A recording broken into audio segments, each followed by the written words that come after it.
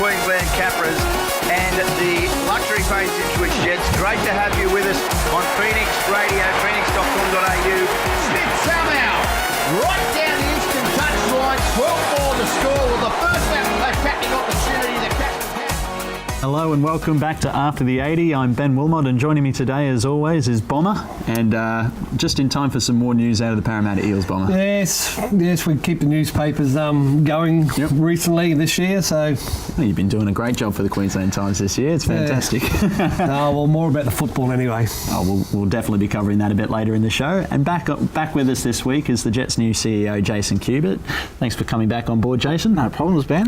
And a couple of weeks into the job now, you feel like you settled into the new role? Yeah, got the feet on the desk now, mate, and having lots of fun and good to see the boys having a couple of wins on the field too, which is even better. And getting David Folalongo on board in the administration team as well. Yeah, absolutely. David started on Monday with us, and he hit the ground running and is already running some coaching clinics this week out at the Ipswich Youth Sport Education Program. So he'll be a great addition to the team. Excellent. Good to see him getting out in the community already. That's fantastic. Absolutely. Now, later in the show, we'll be discussing the Brisbane Broncos' latest form during the Origin period and previewing this week's match against the Melbourne Storm. But first, last weekend's Ipswich Rugby League and Round 10 saw the West End Bulldogs take on Brothers Ipswich. And unfortunately for the Bulldogs, another close loss for them against the Brothers, who've hit some great form recently.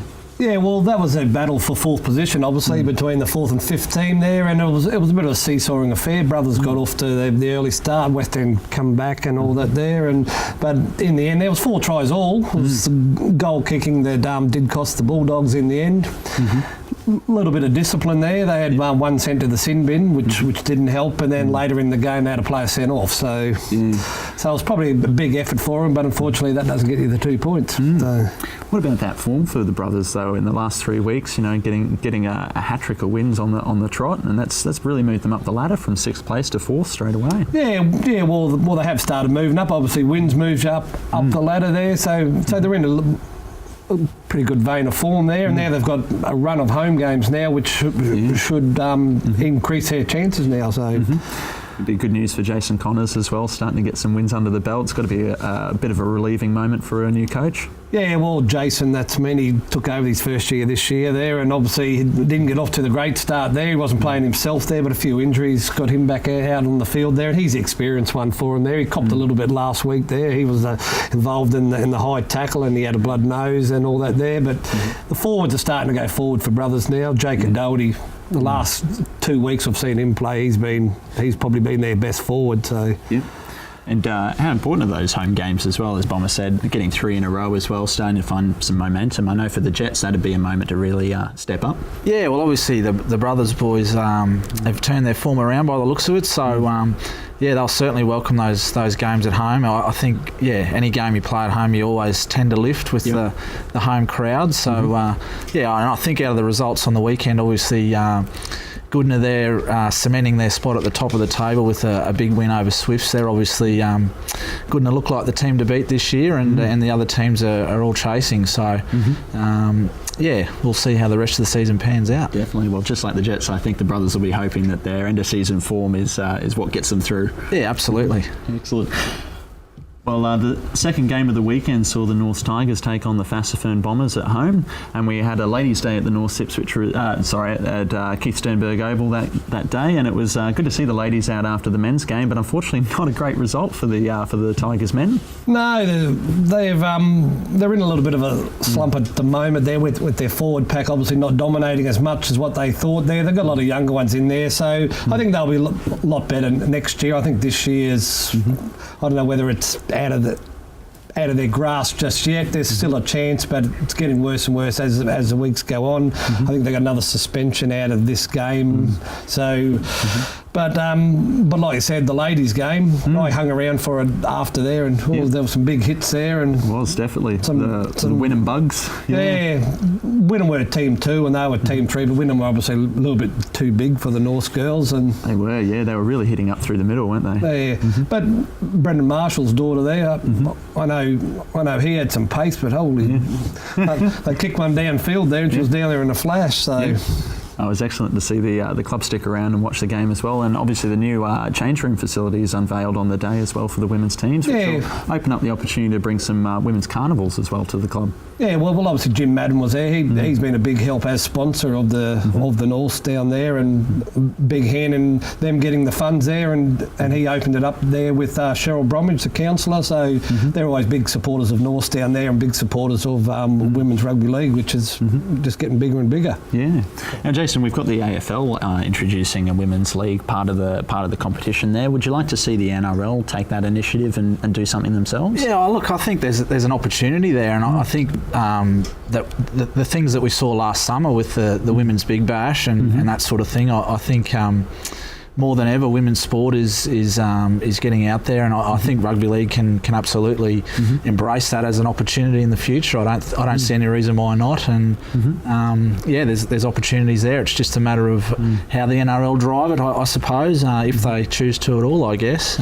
Obviously, it's got to come from the grassroots angle as well, but I guess having that profile of knowing that there's a pathway to play at that kind of level, it's going to encourage more people to take it up at an earlier age as well. Yeah, absolutely, Ben, and certainly grassroots rugby league encourages boys and girls to get involved in the game, and we see lots of girls playing, right through from under 7s up to sort of under 12s and 13s each and every weekend out on the park footy, I guess, as they call it. So, there's no reason why they couldn't sort of take the next step and look at some ladies teams at much higher levels, I suppose. It would be great to see, and I think it really encouraged that whole family atmosphere of the competition as well, to bring in the women as well. Yeah, absolutely. I think, as I say, there's definitely an opportunity there, and whether it's embraced or not by the NRL, we'll see how they go into the future.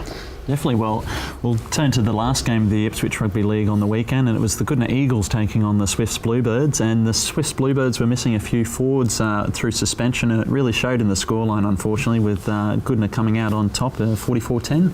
Yeah, well, the last few weeks there, Swifts have obviously suffered with the suspensions there, so obviously discipline plays a big part in on how you're going to go there. I know sometimes the referees get decisions wrong there, but you just have to accept their decisions and move on there, and but Goodna are just rolling along, so to get beaten by Goodna is not such a bad thing. They're the form team. Their winger was named Ratu last week, 5 tries. So that's impressive. So they've got pace out wide. If you've got pace out wide, obviously you're going to go good. And Fastafern are doing the same things with the Mosbys and Ray Berra. So yeah, well, good news from the Goodna Eagles, that's for sure. Laurie Campbell will be pretty happy with how they're going at the second half as well.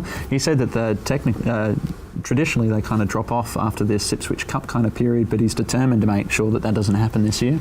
Yeah, well, the last few years they've been up roundabouts near the top of the ladder, and like I said, the last part of the season is where they drop off and where the discipline has dropped off. If Laurie can keep the discipline in check, the form on the board, well, they're the premiership favourites at the moment. So.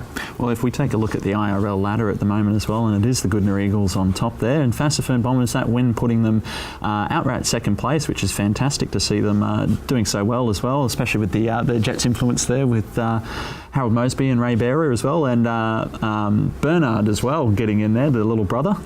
Yeah, well, obviously Fastafern, they're starting. They had a slow start to the season, but they've come along really good now, and they've moved up in the second spot, and I can't see them probably giving up second spot. So the other 4 clubs are probably battling for 3rd and 4th. So yep, Swifts will have a bit of a battle on their hands now to keep hold of that 3rd place position. Yeah, well, I think their players are back now, so hopefully they can get back to their form, and obviously West End, thinking they can't afford another loss, otherwise they drop down, and Brothers with their lot of home games there, if they win a few of them, obviously it's going to cement them in the floor as well. So yeah.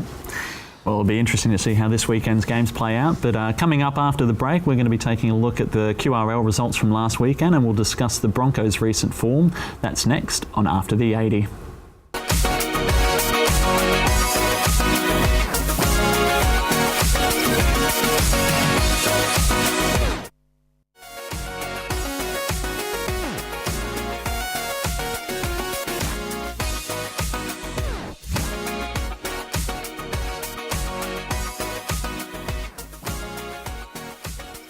Welcome back to After the 80, and last weekend in the QRL kicked off with the East Tigers taking on the Northern Pride, and the Tigers got home with a close 26-24 win over the Northern Pride.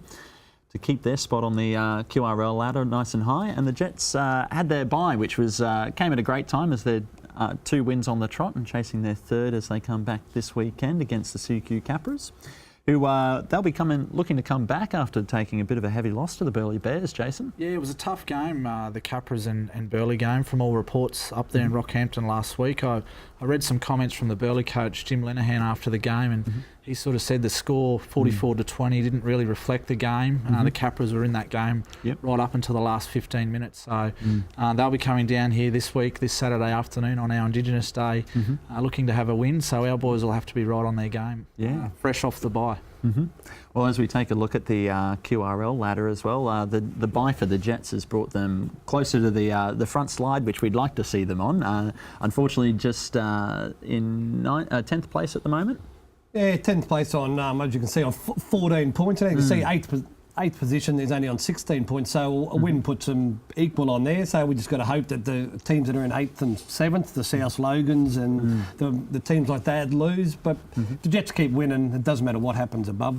Yep. So taking on a team that's lower than them on the ladder as well, with the CQ Capras there. Well, the CQ Captors were low on the ladder when they did play them early in the season, and CQ got up for a win. So obviously the Jets will be looking for a bit of revenge, obviously on their home turf. So hopefully the week bye has got them all fit and firing and ready for this weekend. But now we'll take a look at the NRL, and the Brisbane Broncos have seen some great improvements since Wayne Bennett returned to the club as coach. But recently their form has suffered thanks largely due to the State of Origin period, which has always been their Achilles heel. The Broncos have only won one of their last 5 games, falling from top of the ladder to 5th in the crucial lead up to the finals. Bomber, is this something the Broncos can come back from? Well, obviously they're in a little bit of a form slump at the moment. This was probably their worst game of the year against the Bulldogs there. They just seemed to, after having the week off there, they just seemed to lack a bit of intensity there. Some were even blaming in the papers Wayne Bennett. They had the bye week, and Wayne went to England to coach the English team to see how the English players are going. So some are saying that he probably should have been here, and they were a bit lethargic early and that. But there's too many class players in the Broncos team for a team like that to be playing like that 2 weeks in a row. Definitely. I mean, it's the loss of troops, and even the troops who were backing up. I mean, I know Bennett wasn't making any excuses for them backing up after Origin, but they did look tired. Yeah, well, that was part of it there. They began not too bad, but then as the game went on, they just seemed to run out of a little bit of puff there. So, but unfortunately, that's how it goes, isn't it? So, well, I mean, they have the luxury of the fact that both their halves aren't involved in the Origin, but I guess missing Andrew McCulloch at hooker has been a big loss for them. I mean, having that spine not all together with Boyd coming in and out and losing McCulloch during this period, I think that's really been the reason behind it. Yeah, McCulloch defensively in the middle, he really tightens up that middle for the Broncos, and they'll really welcome him back this week. He's got some great darting runs out of dummy half as well, and that usually tests the defence, which they haven't had to worry about so much. Yeah, I think he's very underrated actually, Andrew McCulloch as a hooker. He's probably in the top 5 or 6 hookers in the competition, and he's been sorely missed there in the middle, and they do welcome back. Well, Alex Glenn was named this week to return from injury as well in the back row, so he obviously adds a bit of defensive starch on that edge as well. So that's something that's probably lacking certainly in this game against the Bulldogs. The defence was pretty poor by Brisbane standards. It was good to see Jimmy the Jet get a runaway try here. Unfortunately, it didn't really help the scoreline, but Brett Morris scoring a hat trick back. Does that put him back in Origin contention for Game 3? I think it probably did there, but he's come out in the paper and told Laurie don't pick him. Yep. So he second player of this year to do that. Yeah, he's come out and said, I'm not really ready there. There's players there and all that. They're one game back there. It's his first game in about 8 months. So yep. Yeah, he needs a little bit more time, although he didn't take much time to find the try line in that game against the Broncos, unfortunately for Bennett. Well, obviously 3 tries there. Obviously he might not play for New South Wales, but I think he's put his hand up to play for England with Wayne Bennett. So, would you like to see that? I mean, a bit more of a resurgence for the English team and a bit more of a tight competition. It would mean some players from the English Super League might not get a run though. Well, with the way the rules are around Origin and Test matches and there, anybody can play for anybody these days if you've got a grandmother or somebody there. I think they just have to tighten up the rules around Origin. Like semi-playing for Australia, it probably wasn't the right thing either, but to grow the game. But the rules are there, I suppose, and if the rules are there, well, if you're not breaking them, you're right. You're right. Well, going back to the Broncos as well, with their second half of the season, almost the origin period over, which has always hurt them traditionally. I'll throw the question open to both of you guys, but where do you see Brisbane kind of finishing at the end of the year after this? Oh well, I suppose a form slump during Origin is nothing nothing foreign to the Brisbane Broncos, I guess. And it was kind of crucial for them last year to get those wins during that period. Absolutely. That was probably the exception to the rule. Last season, I think they won their 6 games during that Origin period, which possibly one of the first times in the club's history that had ever happened. This year, obviously, the opposite to that. Look, I think they'll still be in the top 4. I think they'll finish. Yeah, sort of in the middle range of the top 8, and I still think that they've got the cattle to, if they can all stay fit and on the park. They're obviously a very similar side to the one that went within 1 second of winning last year's grand final. And Bomber, just quickly, where do you see them finishing? Yeah, I think they'll finish in the top 4, probably 4th position. They've had 2 bad runs in previous years. They won the premiership one year and they finished 4th the other year, so they'll be there. Excellent. Well, this weekend we'll see many of those Broncos who were in State of Origin take on their captain Cameron Smith when they play the Melbourne Storm at Suncorp Stadium on Friday night.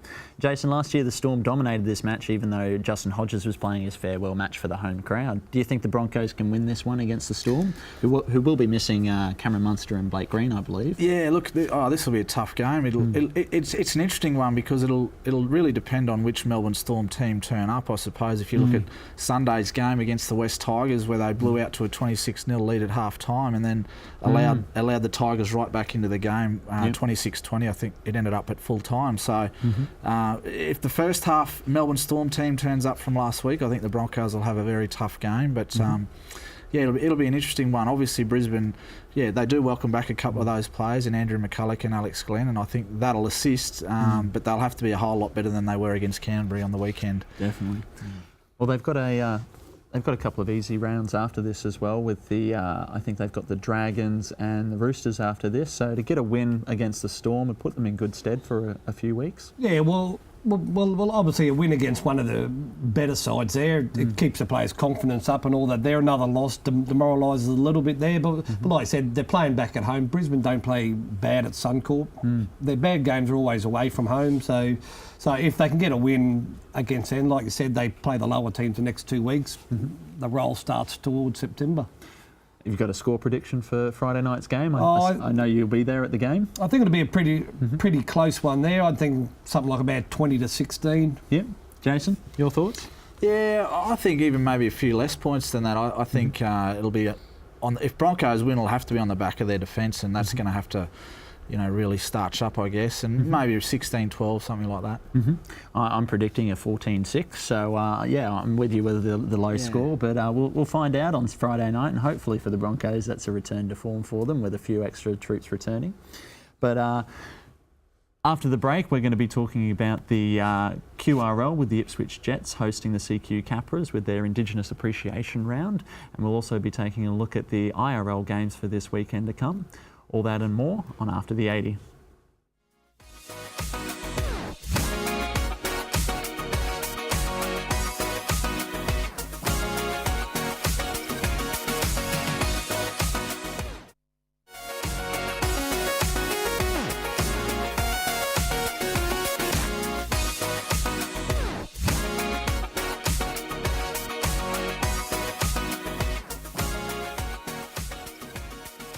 And welcome back to After the 80, and this weekend sees round 17 of the Intrust Super Cup. In the first match of the round, Ipswich Jets take on the Central Queensland Capras at North Ipswich Reserve. And Jason, how are the Jets looking after last week's bye?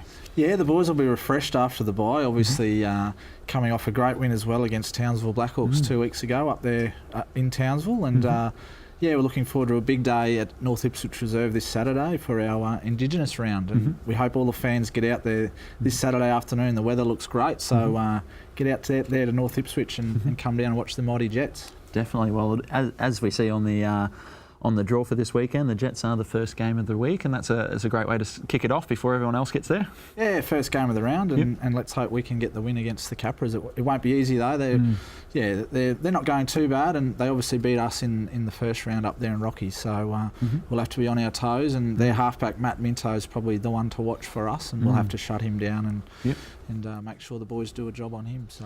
Well, as you said, it's a big day at North Ipswich Reserve as well with the Indigenous Appreciation Round, and we've got an image of the jersey that they'll be running out in on the weekend, which was helped design by some Bremer State School students as well. Yeah, it was. It's fantastic to see the community connection that we have at the Jets, and a great design there, as you can see, modelled by very proud Indigenous Ipswich Jet Wes Conlon there with the students of Bremer High who are involved in the design. So, yeah, it'll be a fantastic day. Obviously, we've got the Cherbourg Hornets playing against the Kingaroy Red Ants, which is on at 2:15. So a fantastic day for them as well, and a great opportunity for them to play a prelude game to a Queensland Cup game. And we've obviously got a very strong partnership with Cherbourg. We took an in-trust game to Cherbourg last season, which was the first time a game of that level has been played in an Aboriginal community. So it was fantastic. The fantastic links between the Jets and Cherbourg. Good to see them here in Ipswich. Hopefully the fans get out there and support them before the Jets kick off. Oh, absolutely. I think it'll be plenty happening around the grounds. We've got lots of stall holders and obviously Indigenous dances and all that sort of stuff, and welcome to country, and it'll be a very special day out there. Well, I think we'll have the television cameras down there for the show on the weekend, so if anyone wants to come and have a chat, we'll be around the grounds having a look at all the stalls and everything around there, and hopefully getting some footage of that game before the Jets kick off as well. Yeah, that'd be great, and we obviously really appreciate the support of USQ and the Queensland Times and yourself, Ben, in promoting the Ipswich Jets and all the fantastic things we do in the community. So we thank you guys very much. Win this weekend and you'll make my job much easier. Let's hope so, mate. Fingers crossed. Fingers crossed. We need to win. We need to keep winning. So let's hope the boys can get the job done. Well, the Indigenous Day over there is always a big day. The Jets have always had some great Indigenous players over the years, back to Jacko Simpson, and who'll forget Gordon Langton that used to follow the Alfie Langer chips, and big Arnold Murray in the centres there. Now we've got Michael Purcell scoring 12 tries in 3 games, and Wes Conlon doing a great job at the fullback as well. Yeah, so the Jets have always had some fantastic Indigenous players. Also this weekend is round 11 of the Ipswich Rugby League competition, and the Goodna Eagles taking on the North Tigers at home. The Brothers and Swifts face off, and the Fassifern Bombers and West End return to Daniels Park again for the Bulldogs home game. Some interesting games there. You reckon Port North are going to be feeling it against Goodna this weekend? Yeah, well, Goodna at home there. I've watched them play at home about 4 times this year, and I think they've spanked every team down there. So I can't see North really matching them with Goodna there. Brothers obviously back at home for their stretch now. Swifts, well, they haven't been going real well, and obviously Fassifern in form, but West End at home, they need the win. Yep. Swifts will welcome back a couple of players this weekend. I think Curtis Lingwood-Dock, who was missing last week, comes back into the side, and but they'll have the tough test against the Brothers, who just hit some great form. Yeah, well, they did beat Brothers in the first round, so obviously they know they can do it, and obviously if they've got a couple of players back refreshed, they'll be going in with a big chance. So. Yeah. And the Bulldogs will be looking for that home ground advantage in the kennel to do the job over Fassifern, who've been flying high. Yeah, well, anybody that's played Fassifern has struggled there. They'll have to make sure their outside backs, their wingers and the centres are on their game there, and hopefully they can win it through the forwards, not the backs. Well, the Fassifern's 2 leading point scorers are Harold Mosbury and Ray Bearer as well. Dual contracted to the Jets. Good to see them in fine form. Yeah, absolutely, and it's great to see those players that obviously did the pre-season with the Ipswich Jets going back to the IRL clubs and performing really well in that competition. So I think it does show the depth that's there, particularly with our cup side, but also our BRL side, and then the players that we put back into the IRL as well. So Ipswich Rugby League's going really well. Well, it's tightening up with only 7 rounds remaining, I believe, in the IRL. Yeah, about that. So. Any team can still make it, though. It's been a ridiculously tight competition so far, which is fantastic to see for the fans. Well, this year's probably been the closest the IRL's had competition in many years. So we're halfway through the season, and any team could possibly make it there. I know there's a couple that you could probably say can't there, but they only need a little bit of form there and a few players back to put themselves back into contention. So, and maybe just a little bit more encouragement from their fans as well. So maybe if you get down this weekend and check out your local team in action in the IRL, it could be the extra man that gets them over the line. well, you never know. You need to sway the referee's decision out there. That's it. The home ground advantage always comes in handy. Well, that's all we have time for today, and I want to say thank you to Jason and Bomber for coming back on the show. Thanks for having you both guys. And don't forget to get out and support your local rugby league team this weekend after you vote. And please stay up to date with all the latest rugby league news. And for our web-only exclusives on the Parramatta Eels scandal, the Indigenous game this weekend with the Ipswich Jets, and a more in-depth analysis of their game against the CQ Capras, head to our Facebook page, After the 80 TV. I'm Ben Wilmott, and from all of us here on After the 80, see you next time.